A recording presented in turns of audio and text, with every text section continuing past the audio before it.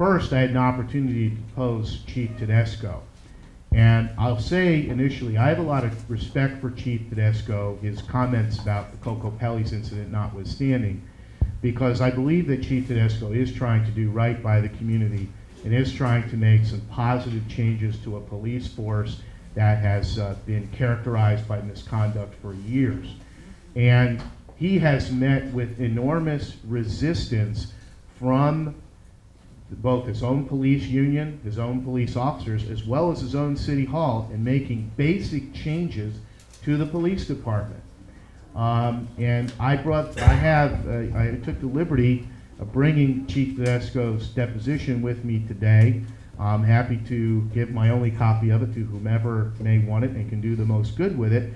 But what you'll see when you read that over is that Chief Tedesco came in as the police chief, and the first thing that he did is he sat down with all his officers and he said, in words or substance, there's a new sheriff in town, and we're going to start doing things differently. And we have far too many complaints from the minority community, and we have far too many complaints of excessive force, and we have far too many complaints of just rank discourtesy from you, the police officers in the city of Troy, that we're going to start doing things differently. And again, he tried to do things differently. I'm going to address that a little bit more later in my comments, except to say that obviously having Chief Tedesco's sworn testimony about these issues, I think, is something that this community can utilize to gain the cooperation of its own elected legislature in the Troy Common Council to effectuate some positive change. Now, the second thing, and even more important, that I had access to in the Foley case is, as far as I know, I'm the only attorney that's ever had the opportunity to go over and do a document review of the Troy City Police Department's internal affairs records. And I went through those records for 3 years. And what I saw in those records was both disgusting and absurd. And I'm going to detail it for you now. For years, there have been complaints from members of the community about just outright unnecessary disrespectful conduct from the Troy Police Department to anybody that even has any sort of challenging interaction with them, or even not a challenging interaction. I can't get into the particulars. I don't feel comfortable getting into the particulars of individual incidents, except to say that there were routine complaints from people who would ask police officers for assistance or make complaints about the way they were treating someone they were arresting, or just the way they were conducting themselves in general, and then the response that they would receive from the police officers that you pay in this community with your tax money. And generally, those responses involve both discourteous language, oftentimes racist language, and almost universally profanity being directed at individuals who were interacting with members of the Troy Police Department.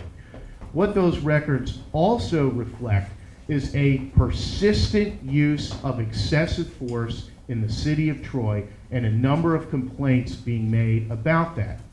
What those records further reflect, especially about those complaints of excessive force, is that no action was taken by the Troy Police Department. First off, they would find every excuse possible to avoid having to investigate the claim. So for instance, if the person who complained about the excessive force was a criminal suspect who then may be reluctant to talk with them, oh, well, that person wouldn't be interviewed, so we'll just dismiss the claim. Not, well, we're going to look into this, and you know what, maybe this suspect won't talk to us, but there were other people present at the scene, let's go talk to them. Certainly in James Foley's situation, he got the crap beat out of him in front of about 20 people that were standing at the corner by C.D. Berner's bar. That complaint could have easily been investigated. Now, in fairness, Mr. Foley did not file such a complaint. He filed a notice of claim, which was then ignored by the city. But regardless, they're easy. You can investigate these claims even if initially the person complaining about it doesn't cooperate. Second, somebody would call. They try to call somebody. They couldn't get a hold of them right away. Oh, I couldn't get a hold of the person, so we'll just dismiss this complaint.